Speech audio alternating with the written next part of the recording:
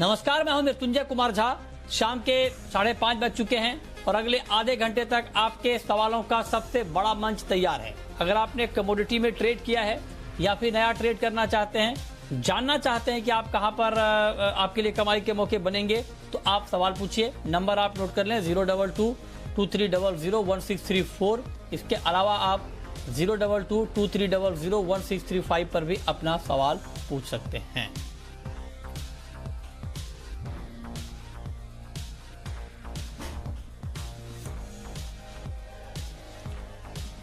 चलिए, और सबसे पहले हम बात करेंगे गोल्ड की, जहां पर आज थोड़ी मुनाफा वसूली आई है और एमसीएक्स पर गोल्ड का भाव इस वक्त करीब 70 रुपए नीचे है, 50,320 के करीब, और चांदी का भाव 450 रुपए नीचे है, 67,820 के करीब।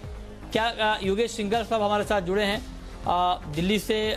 सिंघल जी, बताइए क्या लगता है अभी आपको गोल्ड का मार्केट, क्या गोल्ड में अभी दाम बढ़ने वाले हैं?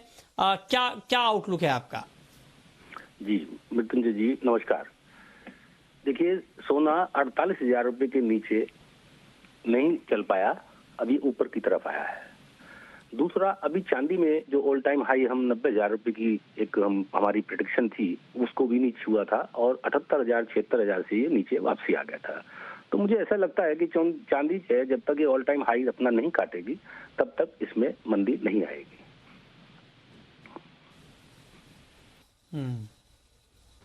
अच्छा, ठीक है। तो ये रहा है आपकी गोल्ड के ऊपर।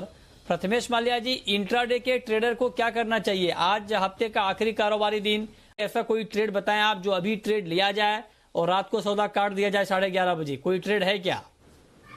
नमस्कार मृत्युंजय, मेरे ख्याल से ये गोल्ड में बाय करने की सलाह रहेगी। 49,900 के पास में अगर मिलता है, कमोडिटी 50,000 के आसपास में मिलता है तो ही बाय करना है। रिस्क रिवॉर्ड वहाँ पे फेवरेबल है। मोमेंटम यहाँ से 50,600 की तरफ दिखा रहा है। मेरे ख्याल से आपको पॉसिबिलिटी यहाँ पे दिखा सकती है 50,600 की। आपका स्टॉप रहेगा अराउंड 49,900 का।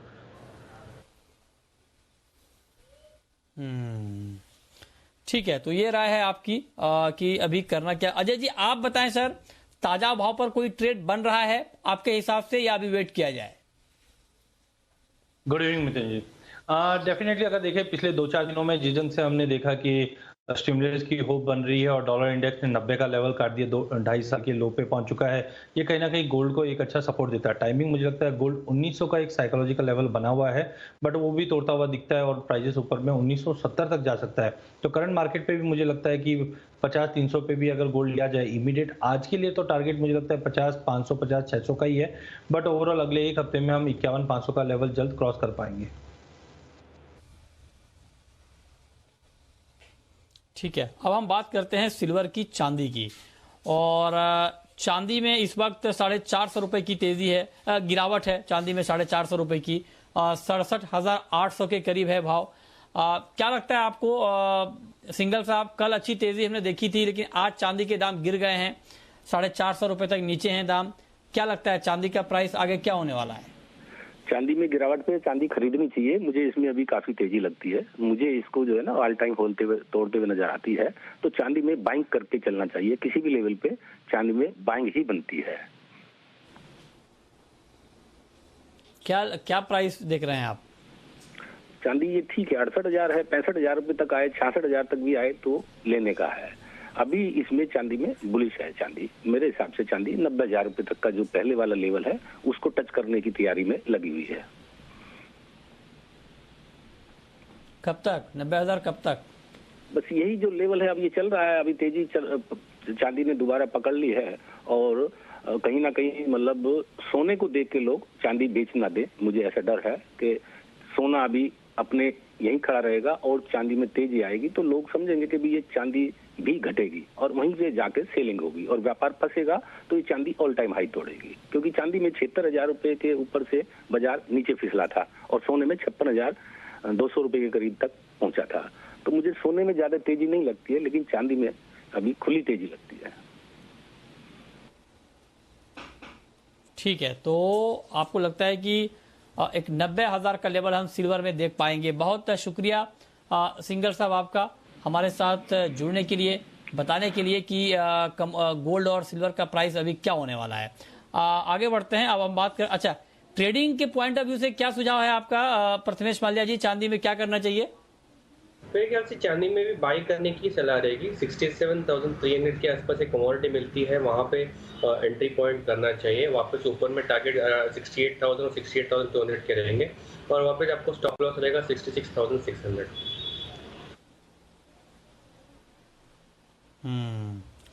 ठीक है, चलिए आगे बढ़ते हैं, बात करते हैं अब क्रूड की। और क्रूड का मार्केट बहुत ही रेंज में है, एक दायरे का कारोबार है, 3550 के करीब है क्रूड का भाव।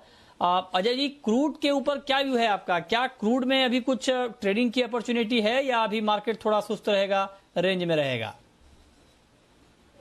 देखिए, मुझे लगता है कि क्रूड में जो फंडामेंटल है काफी स्ट्रांग है। जिस से वैक्सीन के आउटकम आए हैं वो भी क्रूड को सपोर्ट कर रहा है। इंटरनेशनल में ब्रांड 50 का लेवल तोड़ चुका है, इन्वेंट्री का सपोर्ट मिल रहा है। ओपेक ने भी जिस ढंग से प्रोडक्शन कट को आगे एक्सटेंड किया है, वो सारी फैक्टर्स क्रूड को सपोर्ट कर रहे हैं। नो डाउट रैली काफी ज्यादा स्ट्रेच है, तो थोड़ा बहुत कंसर्न है कि कभी भी प्राइजेस में थोड़ा पुल बैक आ जाए। बट करंट मार्केट मुझे लगता है 3550 की रेंज में लेके चलिए। जब तक प्राइजेस 3480 के लेवल के ऊपर है, अप साइड में मुझे लगता है 3600 से लेके 3640 तक के लेवल हम क्रूड में देख पाएंगे। तो ओवरऑल काउंटर मुझे काफी स्ट्रांग लग रहा है।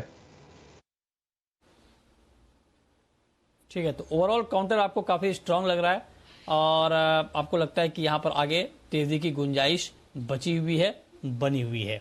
अब हम बात करते हैं बेस मेटल की, जहां पर एक तेजी का रुझान है। हालांकि तेजी थोड़ी कम हुई है, लेकिन अभी भी मार्केट हरे निशान में है। मेटल के सारे काउंटर, लेड, जिंक, निकल, कॉपर, और कॉपर का भाव तो 614 के भी ऊपर चला गया है। तो ओवरऑल मेटल में अभी आपकी क्या राय है प्रथमेश माल्या जी, और आपकी टॉप पिक बेस मेटल में इस वक्त क्या है? तो मितिन जी, मेरे ख्याल से कॉपर और जिंक में मुझे काफ़ी फेवरेबल ट्रेड दिख रहा है। कॉपर में अगर आपको बाय साइड में रहना है तो 613 के आसपास करना चाहिए। अब 615 का भाव चल रहा है और 609 का स्टॉप लॉस रहेगा। ऊपर में टारगेट 620 के रहेंगे। वैसे ही जिंक में मेरे ख्याल से 222 के आसपास ट्रेड हो रहा है। पॉसिबिलिटी जो है 228 तक की दिखाई दे रही है। स्टॉप लॉस 220 का रहेगा। मेरे ख्याल से कॉपर और जिंक में फेवरेबल ट्रेड हो सकता है आने वाले ट्रेडिंग। ठीक है, ओके, चलिए अब हम शुरू करते हैं सवाल जवाब। पहला सवाल है राकेश का, पूछिए राकेश जी। नमस्कार सर। सर मेरे 2-3 क्वेश्चन हैं, दोनों एक्सपर्ट से। हाँ सर, मेरा पहला क्वेश्चन ये है कि वैक्सीन क्या आते हैं, WHO ने अप्रूव करी नहीं है और वैक्सीन लगने चालू हो गया है, और गोल्ड का रेट वही है, 10% डाउन होना चाहिए था, आप एक्सपर्ट बता रहे थे। और सेकंड क्वेश्चन सर ये है कि क्या आते हैं दिसंबर तक गोल्ड और सिल्वर का रेट कहाँ तक जाएगा? ओके, ठीक है, लेकिन अब देखिए वैक्सीन की खबरों का तो इम्पैक्ट हम मार्केट पर देख ही रहे हैं। अब WHO ने क्या कहा नहीं कहा, इससे बहुत इम्पैक्ट नहीं हो रहा है। इम्पैक्ट इससे हो रहा है कि वैक्सीन देने की प्रक्रिया को लेकर जो खबरें आ रही हैं उसका इम्पैक्ट हम देख पा रहे हैं। ठीक है, अब जहां तक गोल्ड और सिल्वर का सवाल है आपका कि दिसंबर तक के आखिर तक कहां तक भाव जाएगा, बताइए अजय जी, क्या आउटलुक आपका? बिल्कुल, मुझे लगता है कि ऑलरेडी हमने गोल्ड में करीबन $200 की गिरावट इंटरनेशनल में देख चुके हैं जैसे वैक्सीन के होप आने चालू हुए। बट फिर से अगर आप देखेंगे तो नंबर्स बढ़ रहे हैं फ्रेश लॉकडाउन से यूरोप में और यूएस में, और वो गोल्ड को सपोर्ट करे। टेक्निकली भी गोल्ड फिर से 1850 का रिगेन कर चुका है लेवल। तो आई थिंक 1900 की एक देर है। अगर 1905 का लेवल तोड़ के होल्ड करता है तो आई थिंक दिसंबर के अंदर ही हम 1960 से लेकर 1970 तक का लेवल इंटरनेशनल में, जबकि डोमेस्टिक मार्केट में रुपया फैक्टर काफी इंपॉर्टेंट रहेगा।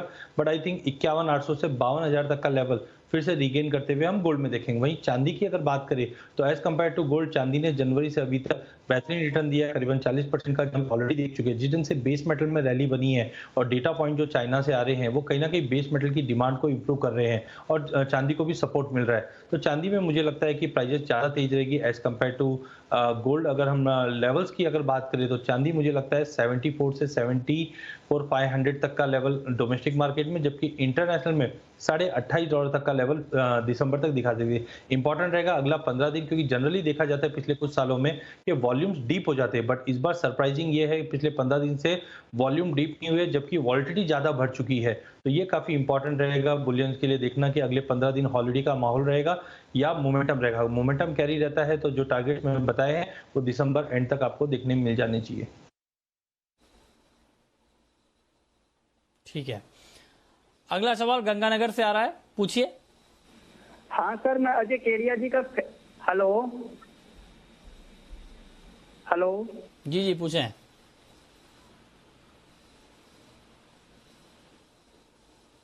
सुन रहा हूं, पूछिए सर।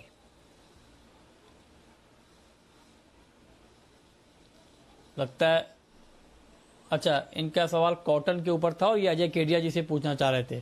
केडिया जी बताइए, कॉटन के ऊपर क्या नया आउटलुक है आपका अब? मिथुन जी, मुझे लगता है कि कॉटन में जिस दिन से हमने इंटरनेशनल मार्केट में 77 सेंट का लेवल क्रॉस करते हुए देखा और डोमेस्टिक मार्केट में भी हमने देखा कि जो नए आउटकम आए हैं 356 का, उसके बाद कॉटन के प्राइस में काफी अच्छी तेजी आई है। टेक्निकली भी एक कप एंड हैंडल पैटर्न बना हुआ है जो कहीं ना कहीं संकेत देता है प्राइजेस 21,000 से 21,200 तक का लेवल जल्द दिखा सकता है। तो कॉटन कपास दोनों में ही मुझे लगता है कि तेजी का रुख रहेगा, जो 21,200 तक का लेवल कॉटन में और कपास में भी 1240 से 1260 तक का लेवल देखने मिल जाएगा। ओके, ठीक है। अगला सवाल मिरल का है, हमारे साथ जुड़ रहे हैं, पूछिए। मेरे पास निकल पड़ा हुआ है, शॉर्ट किया हुआ है मैंने 1312 में 3 लॉट। और प्रथमेश जी से सवाल है, नेचुरल गैस में क्या करना चाहिए? 194 में 2 बाइंग है। 1312 पे निकल शॉर्ट, 194 में नेचुरल गैस में बाइंग। बताइए प्रथमेश जी, क्या सुझाव होगा आपका, इनके लिए क्या करना चाहिए इनको? आई थिंक निकल में शॉर्ट से निकलना चाहिए, इनको बाय पोजीशन में आना चाहिए। नेक्स्ट पॉसिबल टारगेट 1328 और 1334 दिखता है यहाँ से। और नेचुरल गैस में ट्रेड न करे, ये पहली सलाह होगी। अगर फिर भी आपको ट्रेड करना है तो पॉसिबिलिटी है 197 जो आसपास ट्रेड कर रहा है कमोडिटी, 202 और 204 के टारगेट्स के लिए बाय में रह सकते हैं। ठीक है। अगला सवाल है राहुल चौधरी का, नागौर से हैं हमारे साथ, पूछिए चौधरी जी। कपास खली में जानना है, 5 लॉट बाय कर रखे 2080 पे, तो अभी क्या और नीचे भी आएगा कि अब क्या करना चाहिए?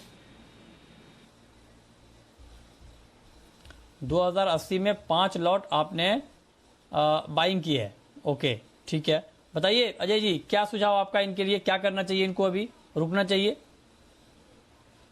जैसे हमारा नवंबर मंथ में एक एक्सपेक्टेशन था कि 1750-1800 का एक बेस बना चुका है कॉटन सीड ऑयल के, यहाँ से अच्छी खासी तेजी अभी भी मुझे लग रही है। बट 2 बार हमने देखा है कि 2100-2120 का रेजिस्टेंस तोड़ नहीं पा रहा है। तो टाइमिंग मुझे लगता है जब तक प्राइजेस 1980 के ऊपर मेंटेन है, ध्यान तेजी का है। मिलर्स की डिमांड बीच में काफी अच्छी थी, बट जैसे ही प्राइजेस 2050 के ऊपर आया तो थोड़ा सा कमजोर पड़ी है। बट ओवरऑल अवेलेबिलिटी थोड़ी आगे जाके सप्लाई कंसर्न रहेगा जो प्राइजेस को सपोर्ट करेगा। अगले 1 महीने का अगर व्यू लेके चलते तो मुझे लगता है 2180 से 2200 तक के भी लेवल हम कॉटन सीड ऑयल केक में देख पाएंगे। टाइमिंग इनको बने रहना चाहिए। ठीक है। अगला सवाल कैलाश चंद्र मोदी का है, सदुलपुर से हमारे साथ जुड़ रहे हैं, पूछिए कैलाश जी। नमस्कार सर। सर मैंने ट्रेंड के विरुद्ध काम किया, कॉपर वाला माइनस कर रखा है 601 रुपए 75 पैसे में, और वो भी मेगा लॉट है। क्या करूं मैं अब इसका? बताइए प्रथमेश जी, क्या करना चाहिए इनको?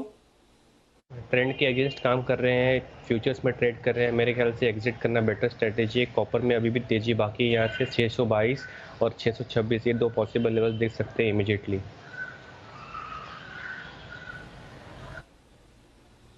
ठीक है, ओके, ये राय आपकी है कि इनको अभी कॉपर। इस बीच अशोक जुड़ रहे हैं हमारे साथ गंगानगर से, पूछिए अशोक जी। सर नमस्कार।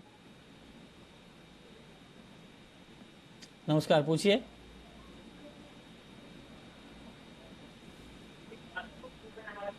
अशोक जी, आपको आवाज आ रही है, पूछिए सर। नमस्कार सर, मेरा सवाल है जी ग्वार पे और कैस्टर पे। नमस्कार नमस्कार, पूछें। हाँ, ग्वार और कैस्टर पे ऊपर नीचे क्या ग्वार जाएगा? और कैस्टर के ऊपर आप जानना चाहते हैं, बताइए। ग्वार और कैस्टर, ये क्या लगता है आपको अजय जी अभी ट्रेंड इसका? देखिए मैंने पहले भी कहा था कि 4200 के नीचे गवार में काफी गिरावट रह सकती है। ऑलरेडी हमने 3850 तक के लेवल जाते हुए देखे हैं। थोड़ा बहुत रिकवरी जरूर दिखा रहा है, बट आई डोंट थिंक कि ये सस्टेनेबल रिकवरी रहेगी आगे जाकर भी। टाइमिंग मुझे लगता है मार्केट में थोड़ा बाउंस जरूर दिखा रहा है, जो गवार सीट में 4050 या 4100 तक का लेवल दिखा दे। बट डोंट एक्सपेक्ट कि बहुत बड़ी तेजी एज ऑफ नाउ कोई ऐसे फंडामेंटल्स नहीं है जो दिखा दे।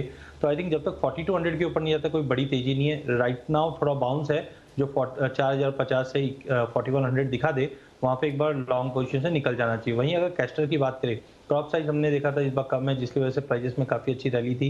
हमने सितंबर अक्टूबर में देखा था कि चाइना भी काफी एग्रेसिवली बाइंग कर रही थी, जो प्राइजेस को सपोर्ट कर रहे थे। टाइमिंग एक हम प्रॉफिट बुकिंग बोल सकते हैं जो 4200 तक का लेवल दिखा दे मैक्सिमम, बट इंट्राडे के हिसाब से मुझे लगता है मार्केट अब धीरे धीरे कंसोलिडेट करने लग जाएगा। ये लेवल्स पे शॉर्ट करना थोड़ा अवॉइड करना चाहिए, फंडामेंटल्स आगे जाके और सुधरने की उम्मीद है। ठीक है, अगला सवाल जिगर का है, हमारे साथ जुड़ रहे हैं जिगर। पूछिए जिगर जी। सर मैंने 50,500 पे 2 लॉट गोल्ड बाय किया हुआ, तो आज शाम तक 600 तक आ जाएगा। अच्छा, 50,500 पे 2 लॉट गोल्ड आपने बाई किया है। आप जानना चाहते हैं कि क्या आज शाम तक 600 रुपए तक आ जाएगा? बताइए क्या सुझाव होगा प्रथमेश जी आपका? 50-600 तक के लिए इनको वेट करना चाहिए क्या? अगर इनका रिस्क एपेटाइट अच्छा है तो यहाँ पे भी ये ऐड कर सकते हैं, और पॉसिबिलिटी पूरा जो लॉट है उनका वो 50,600 के आसपास एग्जिट कर सकते हैं। ये पॉसिबिलिटी है आज के ट्रेड में आने की 50,600 तक। अच्छा ठीक है, तो आप कह रहे हैं कि आज संभव है कि 50-600 तक भाव आ जाएगा, तो आप 50,600 रुपए तक के लिए वेट कर सकते हैं। ठीक है, ओके, आगे बढ़ते हैं और अब बात करते हैं कुछ और कमोडिटी की। हमने मेटल की भी बात की। मेटल में जिंक और लेड, ये 2 काउंटर अजय जी आपको अभी कैसे लग रहे हैं, और क्या यहां पर कुछ ट्रेडिंग की गुंजाइश है क्या? मिथुन जी, मुझे लगता है कि पूरे बेस मेटल में हमने पिछले एक हफ्ते में कंसोलिडेशन देखा था। प्राइजेस सब कंसोलिडेशन के बाहर निकल रहा है। खास करके अगर हम जिंक की बात करें, 220 के ऊपर प्राइस अगर कंसिस्टेंटली होल्ड करता है, जिस दिन से इन्वेंट्री में ड्रॉप है और चाइना के नंबर्स काफी अच्छे आ रहे हैं, ये कहीं ना कहीं प्राइजेस को सपोर्ट कर रहा है। तो 20 के ऊपर कंटिन्यू होल्ड होने पे मुझे लगता है प्राइजेस 226 से 228 तक के भी लेवल दिखा सकते हैं। वहीं लेड में अभी तक कोई ऐसा मेजर ब्रेकआउट आया नहीं, अनलेस एंड अनटिल 163 के ऊपर नहीं निकलता है। प्राइजेस 156 से लेकर 163 के बीच में ही ट्रेड करेंगे। तो पूरे बेस मेटल की अगर बात करें तो मुझे लगता है कॉपर और जिंक साथ में निकल, ये 3 कमोडिटी पहले ब्रेकआउट दिखाएगी अपसाइड में, rather than going with lead और एल्यूमिनियम। ठीक है, अरुण है हमारे साथ। अरुण जुड़ रहे हैं इस वक्त जम्मू से। पूछिए Arun ji. Sir natural gas 200 पे 2 लॉट सेल किए हुए हैं। 200 पे 2 लॉट आपने शॉर्ट किया है, सेल किया है। अभी भाव है नेचुरल गैस का 198 के आसपास। क्या सुझाव होगा आपका प्रथमेश जी, निकल जाएं क्या अभी? आई थिंक बेटर ट्रेड है, इन द मनी है अभी भी नेचुरल गैस में। कैरी फॉरवर्ड ट्रेड नहीं करना चाहिए, इनको इन द मनी दिख रहा है, निकल जाना चाहिए। Next possible target natural gas में 202 के लिए है, तो मेरे ख्याल से एग्जिट कर ले बेटर स्ट्रेटेजी होगी। ठीक है, अगला सवाल राघव का है, रामपुर से जुड़ रहे हैं हमारे साथ इस वक्त। पूछिए राघव जी। सर मेरा सवाल मेंथा ऑयल पे है, और सर मैंने 1200 रुपए से 5 लॉट ले रखे हैं मेंथा के फिजिकल में। तो मैं ये चाहता हूँ कि मेरा रेट कब तक आ जाएगा? अभी 2 से 3 महीने रुक सकता हूँ। अच्छा, 2 से 3 महीने आप रुक सकते हैं। 1200 पे आपने लिया है। बताइए अजय जी, क्या सुझाव आपका इनके लिए? देखिए, मैंने जैसे पहले भी कहा था कि विंटर में जनरली डिमांड बढ़ती है और मेंथा में हमने अच्छी खासी रिकवरी भी देखी पिछले एक हफ्ते में। फ्यूचर्स पे वॉल्यूम काफी कम है, बट फंडामेंटल मुझे लगता है जिस ढंग से अनलॉकडाउन के बाद डिमांड बढ़ी है और विंटर डिमांड में फार्मास्यूटिकल डिमांड भी इंप्रूव हुई है, प्राइजेस को कंटिन्यू अपसाइड ही रखेंगे। अगर इनका होराइजन अगर जनवरी एंड से फरवरी मिड तक का लेते हैं तो मुझे लगता है प्राइजेस ये 1160 से 1180 तक का लेवल दिखा देगी, 1200 के करीब पहुंच जाएगी। बट वहां पे सस्टेन करना थोड़ा सा डाइजी, बिकॉज क्योंकि फरवरी में हम देखेंगे कि नए सीजन की सोइंग का फिगर्स कैसे निकल के आता है। तो टाइमिंग बने रही है ऊपर में 1160 से 1180 तक के level as of now current fundamental के हिसाब से दिखाई दे रहे हैं। ओके, अगला सवाल अर्जुन का है, राजस्थान से जुड़ रहे हैं हमारे साथ। पूछिए अर्जुन जी। सर मैं गंवार के बारे में पूछना चाहता हूँ, 5,000 रुपये का भाव कब तक आ जाएगा? जनवरी तक आ जाएगा जी? 5,000 रुपए का भाव कब तक आ जाएगा? क्या जनवरी तक आ जाएगा क्या? बताइए अजय जी। देखिए, मैंने नवंबर में भी कहा था कि अक्टूबर तक हम भी तेजी में थे जब प्राइस 44 था, हमारे भी एक्सपेक्टेशन। बट नवंबर में जिस दिन से यूएस इलेक्शन के जो अपडेट्स आए थे उसके बाद पूरा टर्न अराउंड हुआ है और नवंबर महीने में ही हमने सबसे बड़ी गिरावट गवार में आती हुई देखी है। दिसंबर में थोड़ा बहुत रिकवरी जरूर दे रहा है, बट टाइमिंग मुझे लगता है जब तक 4200 के ऊपर प्राइजेस नहीं निकलते हैं, कोई भी फैक्टर ऐसे नहीं है जो प्राइजेस को सपोर्ट करे। यूरोप में भी हमने देखा डिमांड लॉकडाउन की वजह से कम है, यूएस में भी हमने जो फेडरल लैंड के ऊपर सब्सिडी दी जा रही थी सेल प्रोडक्शन में, वहां पे भी रोक लगाने की बातें हो रही है। तो आई थिंक थोड़ा बहुत रिकवरी है, बट जब तक 4200 के ऊपर नहीं निकलता है ट्रेंड मुझे लगता है डाउन साइड ही रहेगा, जो 3650 तक का लेवल दिखा सकता है। ठीक है, तो ये राय आपकी है कि अभी इसमें क्या करना ठीक रहेगा। ओके, तो ये तो हम नेक्स्ट वीक की बात कर रहे हैं एग्री मार्केट की, लेकिन एक और सवाल अजय जी मेरा आपसे। अच्छा, इस बीच गोपाल जुड़ रहे हैं हमारे साथ चूरू राजस्थान से। पूछिए गोपाल जी। जी सर नमस्कार। हेलो नमस्कार, पूछिए। हाँ सर जी, हाजिर में गुआर पड़ा है तो अगले एक साल का क्या टारगेट रहेगा? एक साल का क्या टारगेट रहेगा? 6-7 हजार रुपए हो जाएगा, हाजिर में रख लेंगे सर गुआर? बताइए, हाजिर में रखा जाए क्या गुआर अभी? अजय जी, क्या सुझाव आपका इनके लिए?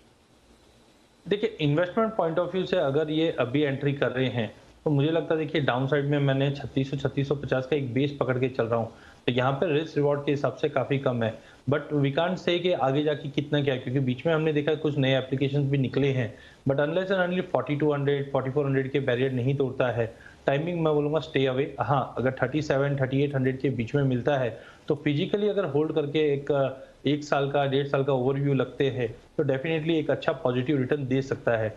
बट अगर स्पेकुलेटिव नजर से देख रहे हैं तो बेटर है स्टे अवे। ठीक है, और अब वक्त है रैपिड फायर राउंड का।